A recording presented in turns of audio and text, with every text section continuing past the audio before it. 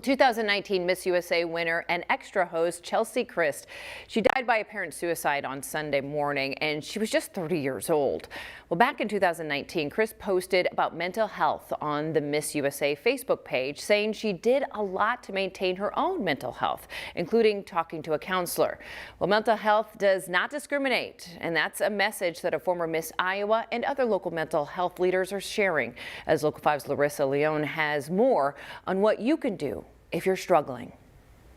Former Miss Iowa Mikhayla Hughes-Shaw says she only interacted with Cheslie Kryst for a small moment in time, but she wants people to remember her by her accomplishments. She was incredibly kind and incredibly driven, and I hope that that's what people hold on to and not necessarily her final moment. Hughes-Shaw is no stranger to fighting mental illness. She says being a woman of color in the pageant industry brings on its own mental challenges. There is so much change that needs to happen within our mental health care system as a whole, but specifically within minority communities. Here in Des Moines, Steve Johnson, a behavioral administrator at Broadlands Medical Center, says they are seeing an uptick in need for mental health services. So we serve all ages here, as well as Unity Point and Mercy Systems, Clive Behavioral Health. So I think all of us we have a fairly small service base for child and adolescents, but definitely an increase there. Hughes-Shaw says it's what's under the crown that matters, and she hopes people focus on the legacy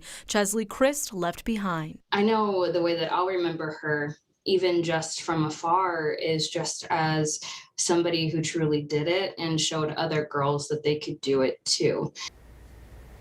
And we want to remind you, you can always call the National Suicide Lifeline, which is 1-800-273-8255. But here at home, Broadlands has its own hotline. That is 515-282-5752. There is also a texting option if that's what you prefer.